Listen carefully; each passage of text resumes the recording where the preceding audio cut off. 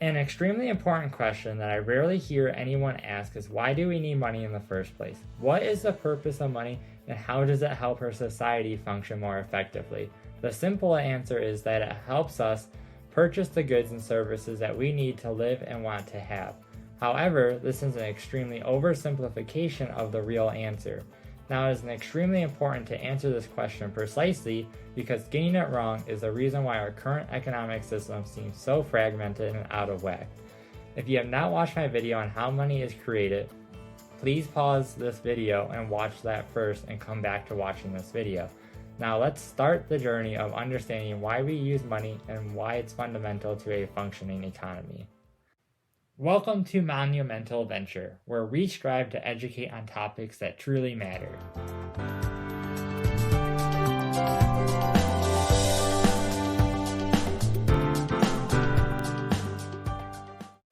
Money makes the purchasing of goods and services dramatically easier and is the oil that lubricates the cogs that make our economy function.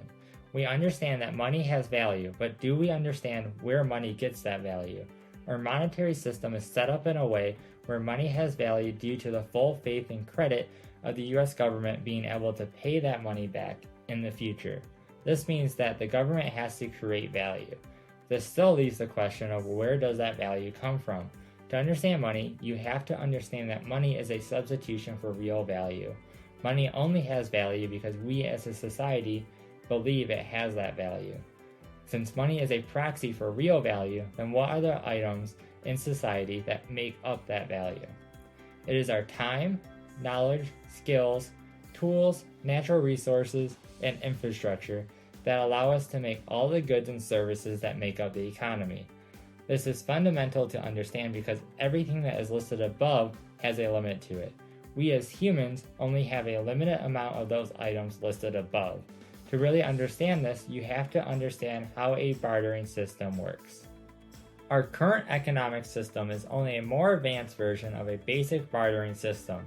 To demonstrate, we have an individual named Steve who works for a tech company designing new software for a more advanced phone that is coming out. To produce that new software, Steve is spending his time, knowledge, and skills to create software that adds value to the phone. In return, he expects payment from the company for the value that is created by using his time, knowledge, and skills.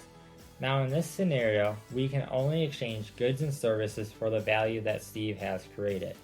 In the case of the tech company, they produce cell phones, so they pay him with those cell phones. Steve and the tech company agree that 100 cell phones are a fair exchange of value for the work he has provided. This is great for Steve because he was able to exchange his time, knowledge, and skills for cell phones that society finds more useful in their everyday life. However, this creates a new problem for Steve because he has needs and wants that he wants to fulfill. He's going to need food, shelter, clothes, water, and whatever else would make his life better. All he has to acquire those needs and wants are the cell phones that he was provided. Now he has to hope that he can find somebody with the goods or services he is looking to acquire that also needs a new cell phone.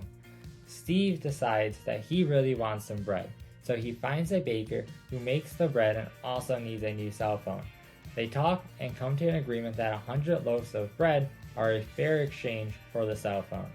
It was a fair deal, but now Steve has more loaves of bread than he can eat. Let's say this time Steve cannot find a single baker who needs a cell phone, but tells him that they need 500 pounds of flour. In exchange for that, he would get 25 loaves of bread. Now Steve has to look for somebody who has flour but also needs a cell phone. He finally finds somebody and they agree that a fair deal is 2,000 pounds of flour for the cell phone. Now Steve has to find a way to transport the 2,000 pounds of flour as well as store or trade the other 1,500 pounds of flour that the baker doesn't want, also he can have the bread that he needs. Thank goodness our system does not work like this, because it would be super inefficient and a big waste of our time looking for people who have what we want but also wants what we can provide. Instead, we use money to substitute for the value that Steve created by programming the software for the cell phone. In this case, Steve and the tech company agree that $100,000 is a fair deal for his work. This way, when Steve decides he wants bread, he can go to any baker who accepts money and purchase it for agreed upon price. As an added bonus, Steve now has the correct amount of bread that he needs. He can also purchase all the other goods and services that would make his life much easier. For the businesses, this works great as well because now they can purchase all the resources they need to create the goods and services they produce. Those resources would be human labor, land, and natural resources. Then the businesses use those resources, which have a value of their own, to create a new product, a cell phone in this case, all in the hope that the new product becomes more valuable than the resources required to produce the cell phone. This increase in value is the profit that is created through this process. This also works at an individual level. For Steve, he creates value through the creation of the software. But in the individual case, to have an increase in value or profit, you have to consume less value than you can produce. The reason why it was very important to understand this is because money is a substitute for the value that we created through the economy. This is where it was important for you to watch my last video about how money is created. During the COVID pandemic, the government printed so much money that it at least doubled the money in circulation. Then during COVID, we shut down businesses that limited what we could produce and reduced the amount of physical time individuals were putting towards creating more value. Instead, we were paying individuals to stay home and create no new value for the economy. This created a situation where we reduced the goods and services that were produced, while at the same time increasing the money supply. To put all the puzzle pieces together, money is a substitute for the creation of value through the productions of goods and services. We reduce the creation of value, but increase the money supply that represents that value. As a result of this, the money now has to come to an equilibrium with the creation of value. If we double the money supply and barely decrease the velocity of money, then the value of money has to decrease. This means that if a loaf of bread cost $2 before the pandemic, it now has to cost possibly $4 after for the value to be the same as it previously was. Another way to think of this is if you look at real GDP, which is all the goods and services created in the US in a given year in terms of dollars adjusted for inflation that we are experiencing, we can see it has barely increased since the pandemic started.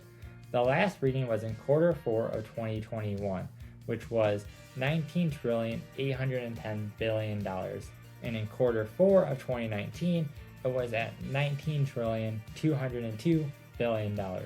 In other words, over a 2-year period of time, the real GDP increased by 3.15%. We have barely increased our creation of value over a period of 2 years, but doubled our money supply, which is a substitute for that creation of value. This is also assuming that the government is being honest about the rate of inflation, which most believe they are not. If this is true, this means we still have not produced more value than we did in quarter 4 of 2019. The other option is that this distortion of value created from the economy compared to the dollar could be so vast that markets can't fix it and collapse to hyperinflation. To word this differently, the creation of real value can no longer be substituted for dollars at a rate that an ordinary person can keep up with. This is where the permanent overdose I mentioned in my last video was referring to.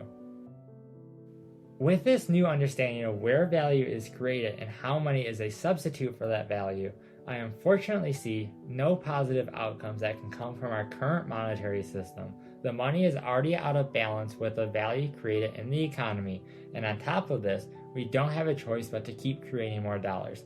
This is due to the fact that without the new dollars, the burden of debt becomes greater than what the monetary system can handle.